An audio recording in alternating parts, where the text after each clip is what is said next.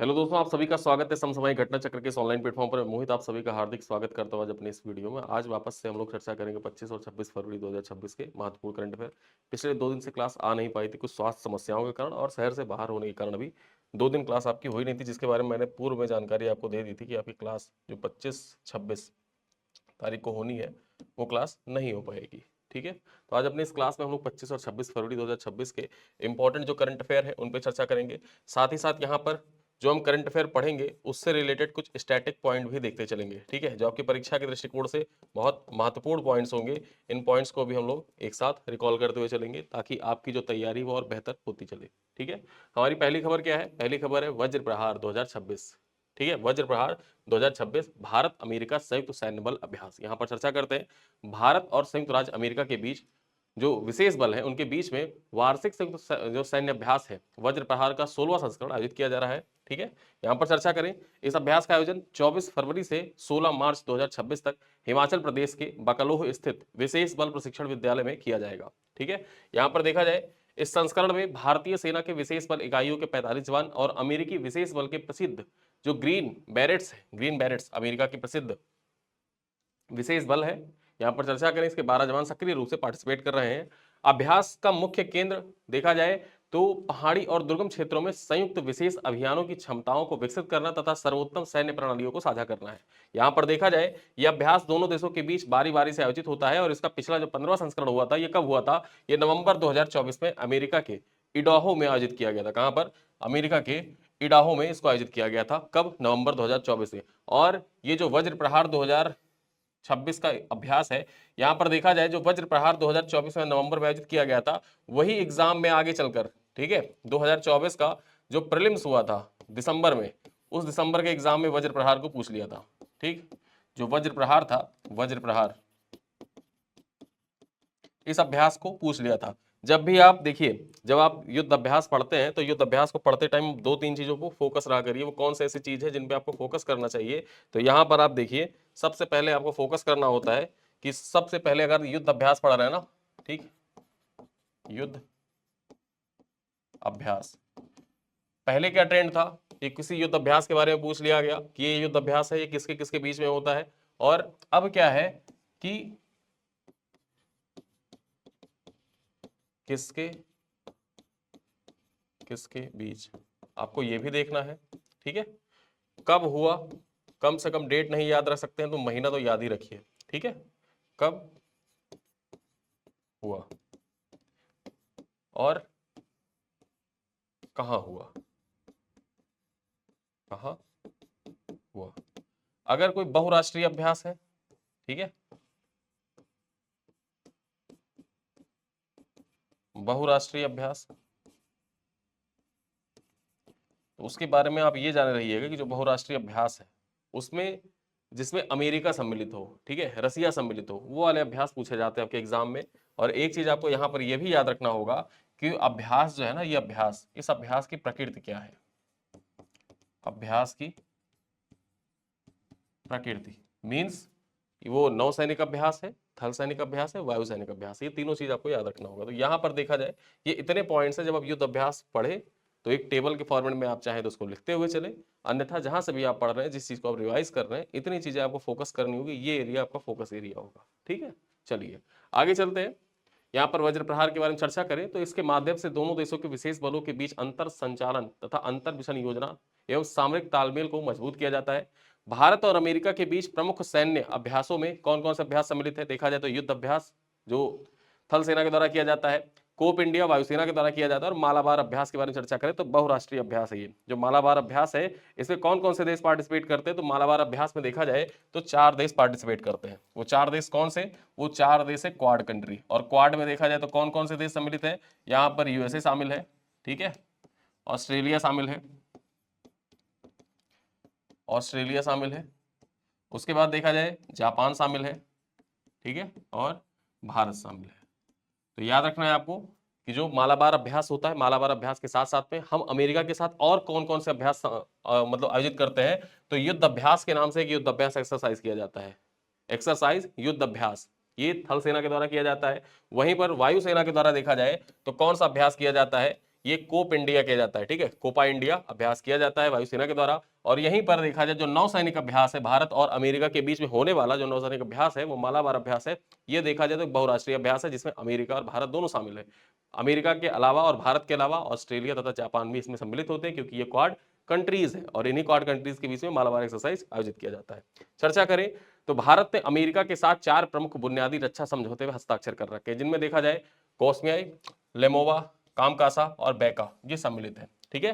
तो आपको ये चीजें याद रखनी होंगी, आप याद रख सकते हैं। और जब भी अमेरिका भारत संबंध जो रणनीतिक संबंध है उससे संबंधित मुख्य परीक्षा में सवाल आए तो आप इन चारों एग्रीमेंट्स जो भारत ने कर रखे हैं, लेमोवा, कामकासा, बेका, इन सबको वहां पर मेंशन कर सकते हैं। इनसे संबंधित जो पॉइंट्स हैं आप वहां पर मेंशन कर सकते हैं, ठीक है। अगर आपको पॉइंट नहीं भी आता है तो आप रक्षा समझौते जो भारत और अमेरिका के बीच रणनीतिक संबंध है उसमें जो बुनियादी रक्षा समझौते हैं उनका नाम आपको याद रखना होगा। आप परीक्षा में इसको मेंशन कर सकते हैं, हाईलाइट कर सकते हैं। चलिए आगे चर्चा करते हैं यहाँ पर आईएनएस अंजदीप के बारे में। आईएनएस अंजदीप भारतीय नौसेना का नया डॉल्फिन हंटर। चर्चा करें तो भारतीय नौसेना ने 27 फरवरी 2026 को अपने आधुनिक युद्धपोत अंजदीप को आधिकारिक रूप से बेड़े में शामिल कर रही है। यहां देखा जाए यह anti submarine warfare serow watercraft परियोजना के तहत निर्मित होने वाला तीसरा युद्धपोत है, ठीक है। Anti submarine warfare shallow watercraft, ठीक है, परियोजना के अंतर्गत निर्मित होने वाला तीसरा युद्धपोत है। यहां पर देखा जाए इस युद्धपोत का निर्माण कोलकाता स्थित सार्वजनिक क्षेत्र की company garden reach ship builders and engineers के द्वारा किया गया। तो आपको एक पॉइंट याद रखना है कि जो आईएनएस अंजदीप है, ठीक है, आईएनएस अंजदीप ये क्या है, तो आपको याद रखना है कि ये anti submarine warfare shallow watercraft है, पहला पॉइंट हो गया, ठीक है। और यहां पर देखा जाए इसका निर्माण किसके द्वारा किया गया है, तो इसका निर्माण garden reach ship builders and engineers GRSE के द्वारा किया गया है। ये 2 पॉइंट आपको यहां से करंट अफेयर में याद रखने हैं। देखा जाए तो इसका नाम जो अंजदीप पड़ा है ये मतलब अंजदीप नाम कहां से प्रेरित है, तो कर्नाटक के जो कारवार तट है, कारवार तट, ठीक है, यहां पर एक ऐतिहासिक अंजदीप नाम का एक द्वीप स्थित है। उसी के नाम पर उसके रणनीतिक महत्व को देखते हुए इसका नाम यहां पर आईएनएस अंजदीप रखा गया है। मुख्य रूप से समुद्र के उथले पानी में दुश्मन की पनडुब्बियों का पता लगाने और उन्हें नष्ट करने की क्षमता के कारण इसे डॉल्फिन हंटर भी कहा जाता है। क्या कहा जाता है, डॉल्फिन हंटर भी इसको कहा जाता है। यहां पर देखा जाए यह 77 मीटर लंबा जहाज स्वदेशी सोनार प्रणाली, हल्के तारपीडों और पनडुब्बी रोधी रॉकेटों से लैस है तथा इसकी अधिकतम जो गति है वो 25 समुद्री मील है, 25 नॉटिकल मील है, ठीक है। देखा जाए तो यह युद्धपोत पनडुब्बी रोधी अभियानों के अतिरिक्त तटीय निगरानी, खोज, बचाव कार्यों और कम तीव्रता वाले समुद्री ऑपरेशंस में भी सक्षम होगा। गार्डन रीच शिप बिल्डर्स के बारे में चर्चा कर ले, कुछ स्टैटिक्स पॉइंट्स इसके देख लेते हैं। तो इसका मुख्यालय कहां पर अवस्थित है, इसका मुख्यालय कलकत्ता में अवस्थित है, कोलकाता में अवस्थित है। और यह रक्षा मंत्रालय के अधीन एक मिनी रत्न श्रेणी की कंपनी है, ठीक है। क्या है, मिनी रत्न श्रेणी की कंपनी है, ये आपको याद रखना है, ठीक है। परीक्षा में पूछे कि गार्डन रीच शिप बिल्डर्स का मुख्यालय कहां पर अवस्थित है, तो कोलकाता में अवस्थित है। किसके अधीन कार्य करता है, तो रक्षा मंत्रालय के अधीन कार्य करता है। और किस श्रेणी की कंपनी है, तो मिनी रत्न श्रेणी की कंपनी है। चलिए आगे चलते हैं, अय्यप्पन के बारे में चर्चा कर लेते हैं। अय्यप्पन सत्यजीत रे गोल्डन पेन अवार्ड से सम्मानित किया गया इनको, ठीक है। केरल के तिरुवनंतपुरम के रहने वाले युवा कवि अय्यप्पन को सत्यजीत रे फिल्म सोसाइटी के द्वारा प्रतिष्ठित गोल्डन पेन अवार्ड से सम्मानित किया गया है। यहां पर देखा जाए जन्म से मस्तिष्क पक्षघात यानी कि सेरेब्रल पाल्सी से पीड़ित होने के बावजूद अय्यप्पन ने साहित्य के क्षेत्र में विशिष्ट पहचान बनाई और अब तक उन्होंने 3 कविता संग्रह मलयालम भाषा में प्रकाशित हो चुकी है। यहां पर चर्चा करें उनकी साहित्य यात्रा मात्र चौथी कक्षा में तितली शीर्षक वाली कविता संग्रह के प्रकाशन के साथ शुरू हुई थी। यानी कि जब कक्षा 4 में पढ़ते थे तो उसी टाइम पर देखा जाए एक इन्होंने कविता प्रकाशित की थी जिसका नाम था तितली, ठीक है। अय्यप्पन की कविताओं को वैश्विक स्वीकार्यता का प्रमाण यह है कि उनकी एक कविता संग्रह का अरबी भाषा में अनुवाद और प्रकाशन किया जा चुका है।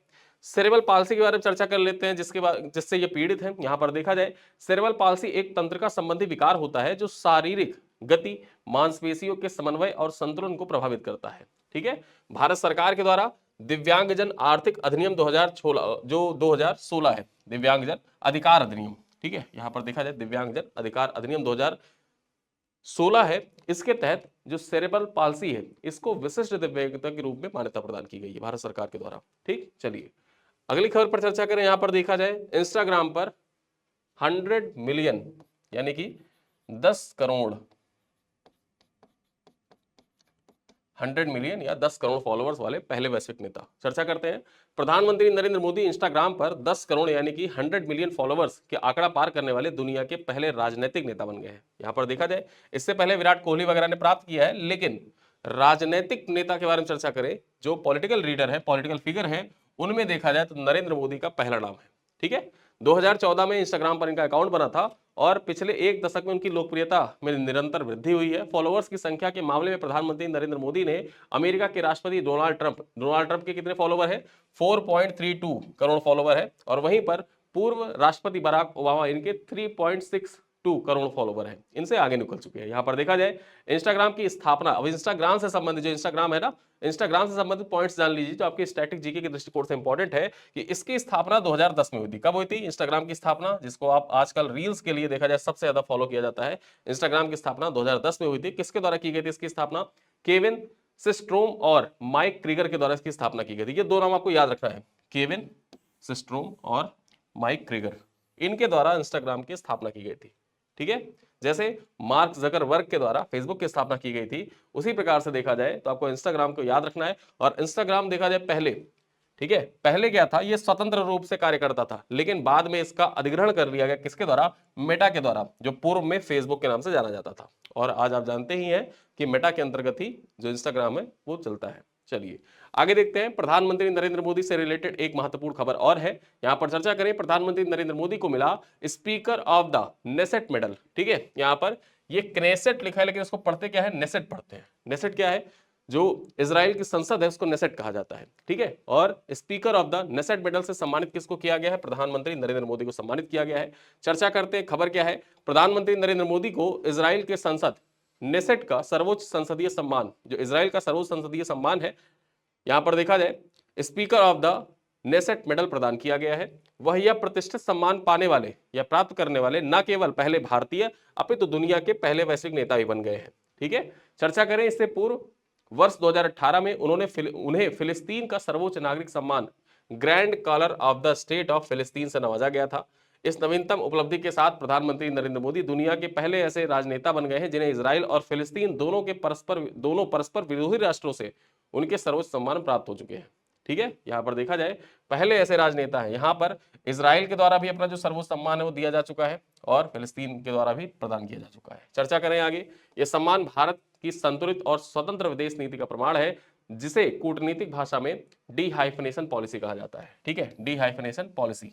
अब डी हाइफनेशन पॉलिसी जब आप आईआर पढ़ते हैं तो वहां पर एक संदर्भ आता है हाइफनेशन एंड डी हाइफनेशन। जब आप दोनों, जैसे दो राष्ट्र हैं और दो राष्ट्रों के साथ संबंध को अलग अलग रखते हैं, मतलब बैलेंस बना के चलते हैं कि इजराइल के साथ, ठीक है, जैसे फिलिस्तीन के साथ संबंध कैसा है भारत का, फिलिस्तीन के साथ संबंध अच्छे हैं, हम लोग मानवीय सहायता भी फिलिस्तीन को प्रदान करते हैं। और इसराइल के साथ संबंध कैसा है आप जानते ही हैं, बहुत फ्रेंडली संबंध है इसराइल के साथ। और नारे भी लगते हैं इंडो इसराइल भाई भाई, जैसे एक टाइम पे जो जैसे हिंदी चीनी भाई भाई कहा जाता था, उसी प्रकार से देखा जाए तो अब नारे भी वैसे लगते हैं कि भारत और इजराइल दोनों परस्पर सहयोगी है। कारगिल युद्ध हुआ था उस टाइम पर देखा जाए, जो बोफोर्स तोप वगैरह थी उनमें सबसे ज्यादा जो हथियार गोले इस्तेमाल किए गए थे वो इजराइल के द्वारा प्रदान किया गया था। और युद्ध के समय जब कोई भी देश हमारा साथ नहीं दे रहा था उस टाइम इजराइल ने हमारा साथ दिया था। ठीक है, तो उसी प्रकार से देखा जाए तो यहां पर एक डी हाइफनेशन पॉलिसी होती है कि दो अलग अलग राष्ट्रों से अलग अलग संबंध स्थापित करके रखना। ठीक है, और दोनों का संबंध ओवरलैप इसमें नहीं होता है। और सबसे बड़ी बात यह है कि यहां पर जो हित है, देश अपने हित में कार्य करता रहता है। ठीक है, चलिए आगे देखते हैं। इजराइल की संसद को नेसेट कहा जाता है, जिसका मुख्यालय कहां पर है? यरूशलेम में स्थित है। भारत ने इजराइल को वर्ष 1950 में आधिकारिक रूप से मान्यता दी थी, लेकिन पूर्ण राजनयिक संबंध जो स्थापित हुआ था, कब स्थापित हुआ था? ये 1992 में स्थापित हुआ था। ठीक है, यहां पर याद रखिएगा, स्ट्रैटेजी का पॉइंट है कि इजराइल को मान्यता कब दी गई थी? 1950 में दी गई थी। और पूर्ण राजनयिक संबंध कब स्थापित हुआ था इजराइल के साथ में? तो 1992 में स्थापित हुआ। अब ये संबंध, ये पॉइंट्स आपके परीक्षा के दृष्टिकोण से, मेंस एग्जाम जीएस पेपर 2 के दृष्टिकोण से भी इंपॉर्टेंट हो जाता है। ठीक है, जीएस पेपर 2 के दृष्टिकोण से ये पॉइंट इंपॉर्टेंट है। भारत इजराइल संबंध, जैसे जब अभी तो फिलहाल जो एप्स्टीन फाइल वाला मामला चल रहा है वो दूसरी बात है, लेकिन जब पहली बार पीएम मोदी इजराइल गए थे तो आपने देखा होगा एक जो वहां का समुद्री बीच है, ठीक है, एक फोटो बहुत वायरल हुई थी कि बेंजामिन नेतन्याहू और पीएम मोदी जो समंदर का जल है ना, समंदर का जल उसको फिल्टर करके पी रहे हैं। मतलब टेक्नोलॉजी में देखा जाए तो इजराइल बहुत आगे है। ठीक है, बहुत आगे है, छोटा सा देश है। और देखा जाए तो उत्तर प्रदेश जितना उसका क्षेत्रफल है उत्तर प्रदेश में उतने कितने सारे इजराइल बन जाएंगे, ठीक है। लेकिन वहां के जो लोग हैं, उन इंटेलेक्चुअल प्रॉपर्टी, मतलब उनके पास, उस देश के पास इंटेलेक्चुअल प्रॉपर्टी इतनी बेहतरीन है कि वहां के जो लोग हैं, ठीक है, वो इनोवेशन करने में सबसे अव्वल है। और देखा जाए जो समुद्री जल होता है, अगर समुद्री जल से हम लोग जल बनाना स्टार्ट कर दें, पीने का पानी, स्वच्छ पानी बनाना स्टार्ट कर दें, तो एक तरीके से जो जल संकट है वो पूरी तरीके से खत्म हो सकता है। क्यों? क्योंकि 1/3 अगर देखा जाए तो 2/3 जो पृथ्वी है उसका हिस्सा समुद्री जल से ढका हुआ है, ठीक है। तो ऐसे में अगर टेक्नोलॉजी ये पूर्ण रूप से विकसित हो जाती है, सर्वसुलभ हो जाती है, तो जल संकट भी दूर हो सकता है। और साथ ही साथ जो डिफेंस टेक्नोलॉजी, उसमें तो इजराइल आगे है ही है। तो इस प्रकार से अगर जीएस पेपर 2 में सवाल आ जाता है भारत इजराइल संबंध पर, तो ये सारे पॉइंट आप वहां पर मेंशन कर सकते हैं, खासकर इस पॉलिसी का, डीहाइफेनेशन पॉलिसी का, ठीक है। चलिए देखते हैं हमारी अगली खबर क्या है। भारत का पहला परिणाम आधारित पर्यावरणीय पुरस्कार, यहां पर चर्चा करें। भारत ने वायु, जल और भूमि प्रदूषण को कम करने के उद्देश्य से भारत के पहले परिणाम आधारित पर्यावरणीय पुरस्कार जीरो प्राइज की शुरुआत की है, ठीक है। कौन से पुरस्कार की? Zero prize. यहां पर देखा जाए इस पुरस्कार, इस पहल का आयोजन school of policy and governance के द्वारा किया जा रहा है, जो केवल प्रयासों के बजाय स्वतंत्र रूप से सत्यापित परिणामों पर केंद्रित होगा। यहां पर केवल प्रयास के आधार पर अवार्ड नहीं प्रदान किया जाएगा, स्वतंत्र रूप से सत्यापित यानी कि वेरीफाइड प्रमाणों के आधार पर कि वो कार्य असल में हुआ है या नहीं हुआ है, इस आधार पर ये पर्यावरणीय पुरस्कार प्रदान किया जाएगा। और इसका नाम क्या होगा? जीरो प्राइज होगा, ठीक है। देखा जाए तो इस पुरस्कार के लिए 5 करोड़ रुपए की कुल कोष निर्धारित किया गया है, जिसमें वायु, जल और भूमि श्रेणियों में प्रदूषण कम करने वाले प्रोजेक्ट्स को 1-1 करोड़ रुपए का पुरस्कार दिया जाएगा। यह पहल भारत की राष्ट्रीय स्वच्छ वायु कार्यक्रम और स्वच्छ भारत मिशन 2.0 के लक्ष्यों के साथ संरेखित किया गया है। देखा जाए तो पुरस्कार की विशिष्टता यह है कि 12 महीने की अवधि में प्रदूषण में आने वाले वास्तविक और मापन योग्य कमी के आधार पर इसको प्रदान किया जाएगा। राष्ट्रीय स्वच्छ वायु कार्यक्रम के बारे में चर्चा कर ले, और ये राष्ट्रीय स्वच्छ वायु कार्यक्रम आपके परीक्षा में यूपी पीसीएस के मेन से ही पूछा जा चुका है, साथ ही साथ उत्तराखंड पीसीएस, यूके पीसीएस मुख्य परीक्षा 2021, मुख्य परीक्षा 2021 जिसका पेपर हुआ था, ठीक, जिसका पेपर हुआ था 22 से 25 फरवरी, ठीक है, 22 से 25 फरवरी 2023 को। इसका जो साइंस का सेक्शन था, साइंस का पेपर था, वहां पर इस क्वेश्चन को डायरेक्टली पूछा गया था। 16 नंबर में सवाल आया था। वहां पर जो सवाल होते हैं, उत्तराखंड में सवाल कैसे पूछे जाते थे? अति लघुत्तरीय, लघुत्तरीय, फिर उसके बाद विस्तृत उत्तरीय और दीर्घ उत्तरीय सवाल, ठीक है। इस प्रकार के 2 नंबर, 5 नंबर, 10 नंबर और 16 नंबर के सवाल वहां पर आते थे। फिलहाल पैटर्न वहां पर चेंज हो चुका है और यूपीएससी जैसा पैटर्न, यानी कि सेम सेम जैसे यूपी पीसीएस में क्वेश्चन पूछे जाते हैं, उसी प्रकार से क्वेश्चन वहां पूछे जाते हैं। हालांकि जो प्रश्नों की प्रकृति है, अति लघुत्तरीय, लघुत्तरीय, दीर्घ उत्तरीय, विस्तृत उत्तरीय, वो वैसा ही है, ठीक है। तो यहाँ पर ये राष्ट्रीय स्वच्छ वायु कार्यक्रम पूछा जा चुका है। 2019 में इसको लॉन्च किया गया था, जिसका लक्ष्य क्या था कि 2024 तक, अब इसको विस्तारित कर दिया गया है, लेकिन जब ये लॉन्च किया गया था उस टाइम लक्ष्य क्या था कि अगले 5 सालों में, यानी 2024 तक, जो PM10 है और PM2.5 है, इसकी सांद्रता को 20 से 30% तक कम करना था, ठीक है। साथ ही साथ यहाँ पर देखा जाए स्वच्छ भारत शहरी 2.0 है, इसको 1 अक्टूबर 2021 को लॉन्च किया गया था, जिसका उद्देश्य सभी शहरों को कचरा मुक्त बनाना था। यहाँ पर बात करें, भारत ने वर्ष 2070 तक नेट जीरो उत्सर्जन का लक्ष्य रखा है, जिसकी घोषणा कब की गई थी? ग्लासगो में की गई थी, ठीक है। ग्लासगो दो, यहाँ पर देखा जाए COP26 के दौरान, COP26 के दौरान ग्लासगो में नेट जीरो कार्बन उत्सर्जन का लक्ष्य निर्धारित किया गया था। और ये सवाल देखा जाए यूपी पीसीएस से पूछा जा चुका है कि भारत सरकार के द्वारा नेट जीरो कार्बन उत्सर्जन का लक्ष्य कब निर्धारित किया गया? 2070 निर्धारित किया गया था। चलिए अपने अगली खबर पर हम चर्चा करें। यहां पर देखा जाए गार्डसिल 4 अभियान, सर्वाइकल कैंसर के विरुद्ध भारत की नई पहल। यहां पर चर्चा करें, भारत सरकार ने महिलाओं में होने वाले सर्वाइकल कैंसर यानी कि गर्भाशय ग्रीवा की कैंसर के रोकथाम के लिए 14 वर्ष की लड़कियों हेतु मुफ्त HPV वैक्सीन गार्डसिल 4 अभियान की शुभारंभ किया। यहां पर चर्चा करें, जो सर्वाइकल कैंसर होता है, ये वर्तमान में भारत में महिलाओं में होने वाला दूसरा सबसे आम कैंसर है, जो मुख्य रूप से ह्यूमन पेपिलोमा वायरस के द्वारा, HPV के द्वारा होता है, ठीक है। याद रखिएगा, जो ये सर्विकल कैंसर होता है, ये HPV के द्वारा होता है, ह्यूमन पेपिलोमा वायरस। यानी कि आपसे परीक्षा में जैसे HIV का फुल फॉर्म पूछा जा चुका है ना, उसी प्रकार से HPV का फुल फॉर्म पूछा जा सकता है, तो याद रखिएगा ह्यूमन पेपिलोमा वायरस। चलिए देखते हैं, गार्डासिल 4 एक चतुष्कोणीय वैक्सीन है जो HPV के 4 प्रमुख प्रकारों 6, 11, 16 और 18 से सुरक्षा प्रदान करता है। इस अभियान का उद्देश्य कैंसर के मामलों में कमी लाना, महिलाओं के स्वास्थ्य संकेतकों में सुधार करना, जिसे राष्ट्रीय टीकाकरण कार्यक्रम के साथ एकीकृत किया जा सके। यहाँ पर चर्चा करें, स्टैटिक्स पॉइंट्स इससे रिलेटेड कुछ देख लेते हैं। जो सर्वाइकल कैंसर होता है, सर्वाइकल कैंसर के लिए भारत में पहली स्वदेशी वैक्सीन कौन सी थी? सर्वावैक, क्या नाम था इसका? सर्वावैक इसका नाम था, जिसे सीरम इंस्टीट्यूट ऑफ इंडिया के द्वारा बनाया गया था। किसके द्वारा? सीरम इंस्टीट्यूट ऑफ इंडिया के द्वारा सर्वावैक बनाया गया था। यह सर्वाइकल कैंसर की भारत की पहली स्वदेशी वैक्सीन थी। ये पॉइंट आपको याद रखना है, ये बहुत महत्वपूर्ण पॉइंट हो जाता है कि सर्वाइकल वैक्सीन मतलब सर्वाइकल कैंसर के लिए भारत में पहली स्वदेशी वैक्सीन का नाम क्या था? सर्वावैक इसका नाम था। किसके द्वारा विकसित किया गया था? सीरम इंस्टीट्यूट ऑफ इंडिया के द्वारा विकसित किया गया था। ऐसे सवाल आप देखें तो यूपी पीसीएस 2024 में सवाल पूछा जा चुका है। किससे? जो मैट्रिक्स था मलेरिया के लिए, ठीक है, मलेरिया के लिए जो वैक्सीन थी उससे संबंधित सवाल पूछा जा चुका है। तो ये पॉइंट आपके एग्जाम के लिए इंपॉर्टेंट हो जाता है। यहां पर एक अगला स्टैटिक पॉइंट देख लेते हैं। भारत में प्रतिवर्ष लगभग 1.25 लाख महिलाएं सर्वाइकल कैंसर से प्रभावित होती हैं, जिनमें से लगभग 75,000 की मृत्यु हो जाती है। ठीक है, सर्वाइकल कैंसर की जल्द पहचान के लिए पेप सीमियर टेस्ट सबसे प्रभावी नैदानिक विधि मानी जाती है। ठीक है, यहां पर याद रखिएगा, परीक्षा में ऐसे भी पूछ सकता है कि पेप सीमियर, जो पेप्सीमियर टेस्ट होता है, ये किसकी पहचान के लिए सबसे प्रभावी नैदानिक विधि है? तो याद रखिएगा सर्वाइकल कैंसर। ये सवाल आपके एग्जाम में ऐसे ही पूछा जा सकता है। ये पेप्सीमियर जो है टेस्ट किसका प्रभावी नैदानिक विधि है?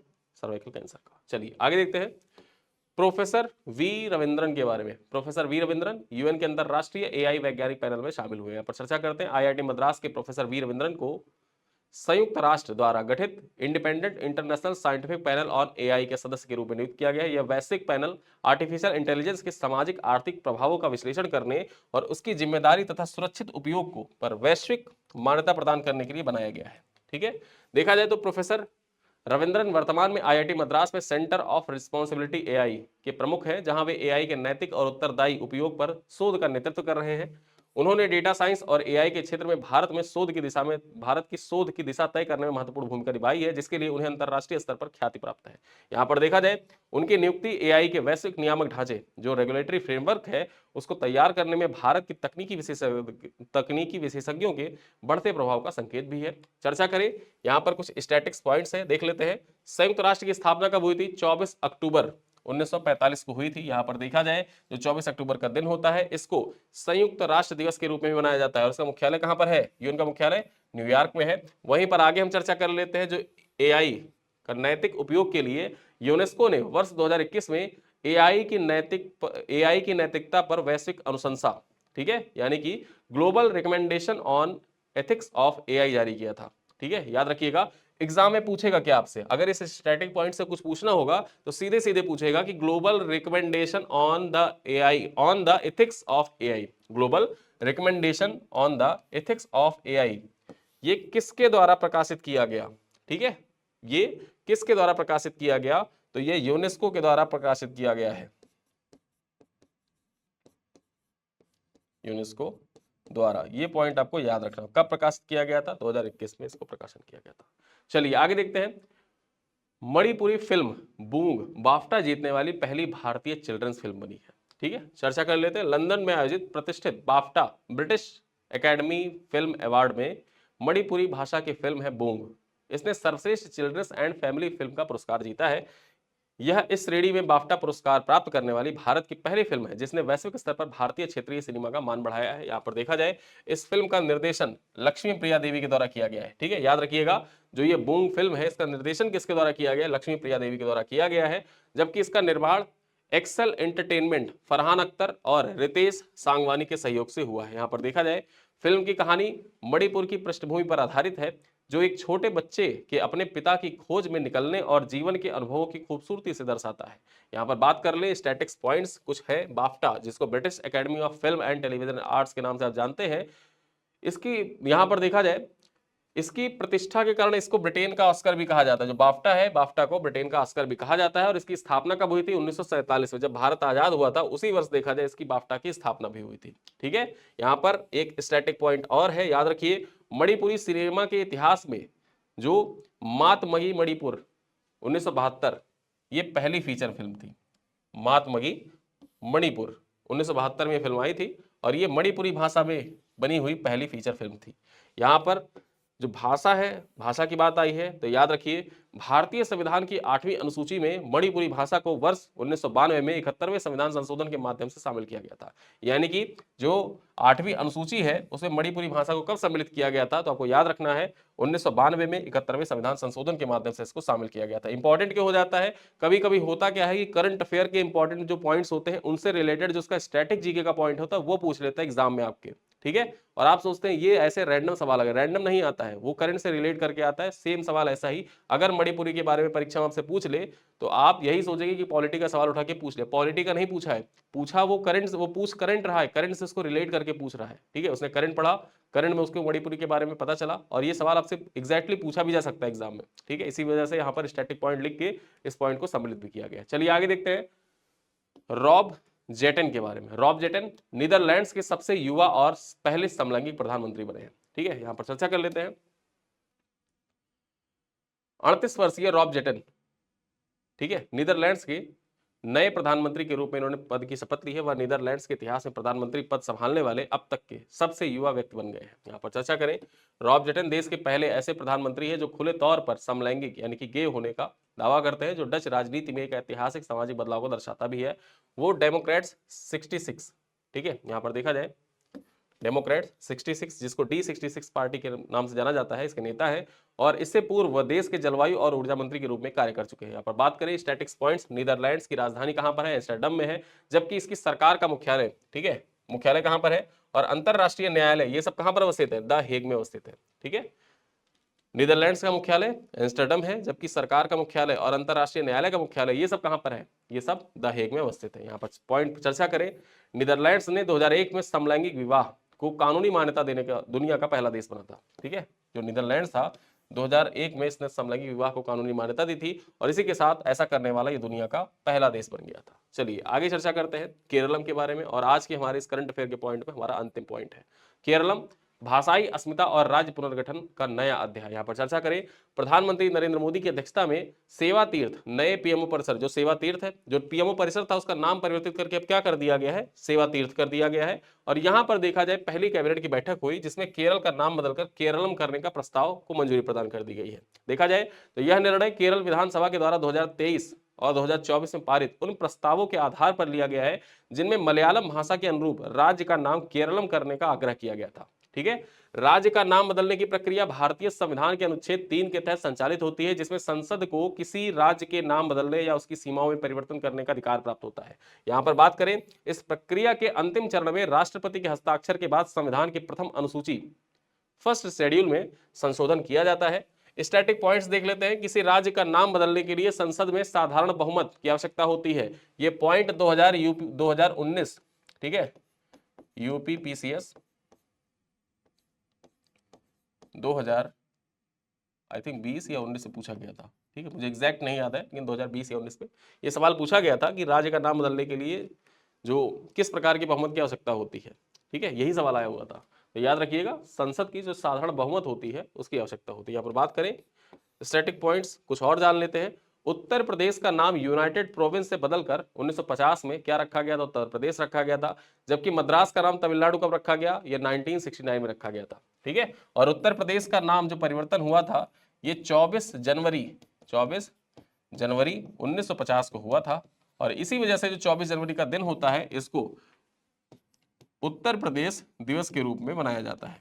और पहली बार उत्तर प्रदेश दिवस कब मनाया गया, 2018 में मनाया गया था। और इसी 2018 में देखा जाए तो एक योजना स्टार्ट की गई थी, यहां पर देखें, one district one product ODOP योजना स्टार्ट की गई थी 2018 में। ये योजना कहां से प्रेरित थी, ये योजना प्रेरित थी जापान से, ठीक है, जापान से प्रेरित थी। और यहां पर जो यूपी दिवस 2026 में मनाया गया, ठीक है, 2026 में, तो यहां पर भी 2026 में भी एक योजना स्टार्ट की गई है। उस योजना का नाम क्या है, वन डिस्ट्रिक्ट वन कुजीन, एक जिला एक व्यंजन, ठीक है, एक जिला एक व्यंजन योजना की शुरुआत 2026 में की गई है। और ये जो वन डिस्ट्रिक्ट वन कुजीन योजना है ये आपके यूपी पीसीएस मुख्य परीक्षा, ठीक है, मुख्य परीक्षा जीएस पेपर 6 की पॉइंट्स ऑफ व्यू से इंपॉर्टेंट हो जाता है। डायरेक्टली आपके सवाल यहां से पूछे जा सकते हैं, ठीक है। यहां पर देखा जाए एक स्टैटिक पॉइंट और देख लेते हैं। पश्चिम बंगाल का नाम बदलकर बांग्ला करने का प्रस्ताव केंद्र के पास अभी भी लंबित है। यहाँ पर जैसे केरल का नाम परिवर्तित कर केरलम करने का प्रस्ताव सरकार के द्वारा मंजूरी प्रदान कर दी गई है, लेकिन पश्चिम बंगाल का नाम बदलकर बांग्ला करने का जो प्रस्ताव है वो अभी भी केंद्र सरकार के द्वारा पास नहीं किया गया, अभी भी वो लंबित है। ठीक, तो ये थे आज के कुछ महत्वपूर्ण करंट अफेयर। कुछ चलते चलते प्रश्न है, उनका उत्तर आप कमेंट बॉक्स में दीजिएगा। पहला सवाल क्या है, वज्र प्रहार 2026 संयुक्त बल अभ्यास का आयोजन कहाँ किया जा रहा है? इडाहो अमेरिका, बकालोह हिमाचल प्रदेश, कारवार कर्नाटक या देहरादून उत्तराखंड। क्वेश्चन नंबर 2 है, आईएनएस अंजदीप किस प्रकार का युद्धपोत है? विमान वाहक पोत है, विध्वंसक पोत है, anti submarine warfare shallow watercraft है या मिसाइल फ्रिगेट है? ठीक है। क्वेश्चन नंबर 3 है, गोल्डन पेन अवार्ड से सम्मानित युवा कवि अय्यप्पन किस राज्य से संबंधित है? तमिलनाडु से संबंधित है, कर्नाटक से संबंधित है, केरल से संबंधित है या आंध्र प्रदेश से संबंधित है?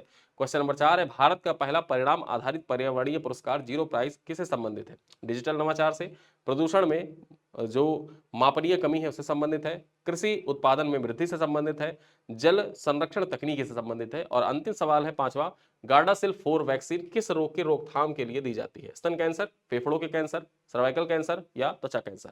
ठीक है, तो यहाँ पर ये 5 सवाल हैं। इन 5 सवालों का उत्तर आप कमेंट बॉक्स में दीजिएगा, और इस क्लास की जो क्लास पीपीटी है, क्लास पीडीएफ है, वो आपको कल मिलेगी। ठीक है, क्योंकि आज जैसे ही मैं शहर में आया हूँ उसके तुरंत बाद ये वीडियो क्लास रिकॉर्ड हो रही है, तो इसका जो क्लास पीडीएफ और पीपीटी है वो कल आपको ग्रुप में शेयर कर दी जाएगी, और जितनी पेंडिंग पीपीटी बड़ी मतलब पीपीटी और पीडीएफ पेंडिंग है वो भी सारी कल आपको मिल जाएंगी ग्रुप में। ठीक, तो इन्हीं सब बातों के साथ इस वीडियो को करते हैं समाप्त। मिलते हैं अगली क्लास में, तब तक के लिए धन्यवाद।